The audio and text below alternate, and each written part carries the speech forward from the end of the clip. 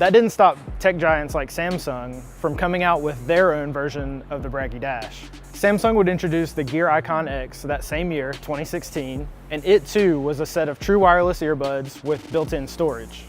Braggy wasn't going to give up after its mistakes on the first product, so it scaled back and would eventually introduce a set of just true wireless earbuds without all the smart features that seemed to weigh down that first product.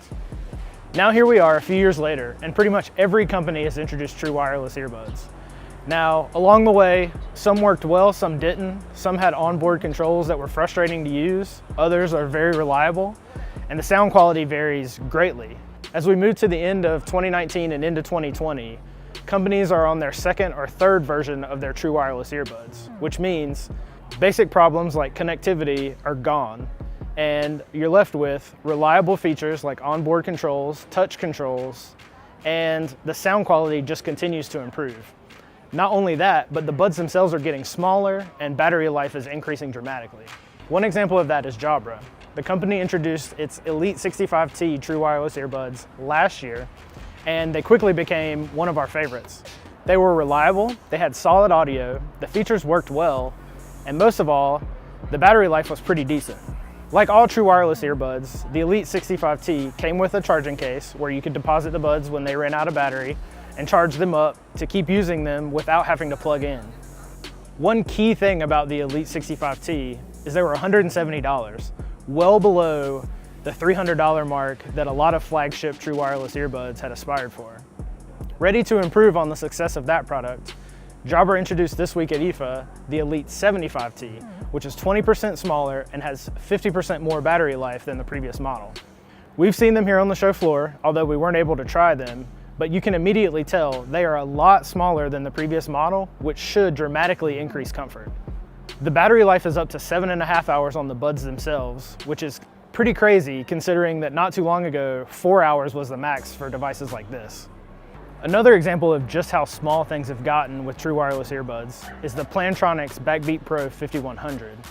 These things are so much smaller than even our favorites, the Sony 1000X M3s, and the best part about them is they're priced at well under $200 at $169.99. Now, they may not have the stellar audio that some of the more expensive models have, but the connectivity is reliable, and they have most of the features that you would want in a set of true wireless earbuds. Now, it may seem like overkill on a set of earbuds, but I assure you it's not. Active noise cancellation is all the rage these days, and the rumor is it's even headed to the next version of Apple's AirPods. Now, those earbuds don't have silicone tips to seal off your ear to prevent any outside noise, so it'll be interesting to see how they implement the technology in order to reduce the world around you. While we've yet to see the new AirPods with ANC, Huawei has introduced the latest version of its very AirPod-like FreeBuds 3. Those do have active noise cancellation, and as some of my colleagues found out firsthand, it does help reduce the background noise around you. One true wireless option that does this really well is our current favorite, the Sony 1000X M3. Sony has been making stellar headphones for its 1000X line for years now. These new ones are $230, which is way less than you would expect to pay for a set of earbuds of this quality. The sound is amazing. It's probably the best I've ever heard on a set of true wireless earbuds, except for maybe the Sennheisers. But the Sennheiser Momentum True Wireless has its issues and they're frustrating to use. That's not the case here on the Sonys.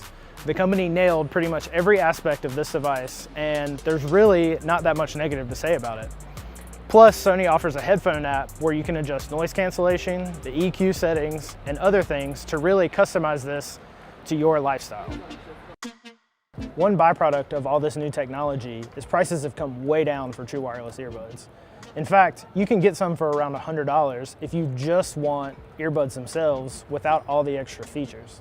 Now, if you do care about audio and some basic features like onboard controls and things like that, you'll probably have to spend around $150 to $175 to get a pair that you'll really be happy with. That's where the Jabras of the world reside. Now, Jabra's new pair, the Elite 75T, is going to be a little more expensive, but there are plenty of options in that $150 range. And hopefully thanks to Sony, more companies will follow their lead and introduce truly flagship models for less than $300. IFA was the last major tech trade show of the year, so now that we're headed into fall, we're only looking at a few one-off events from the likes of Apple and some other companies where they could possibly introduce more true wireless earbuds.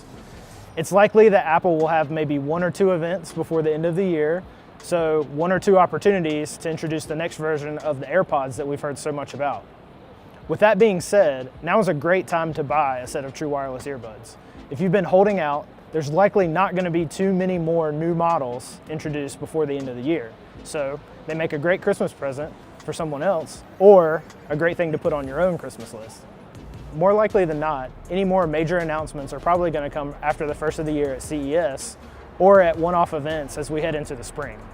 So with the upgrades to reliability, battery life, and lower prices,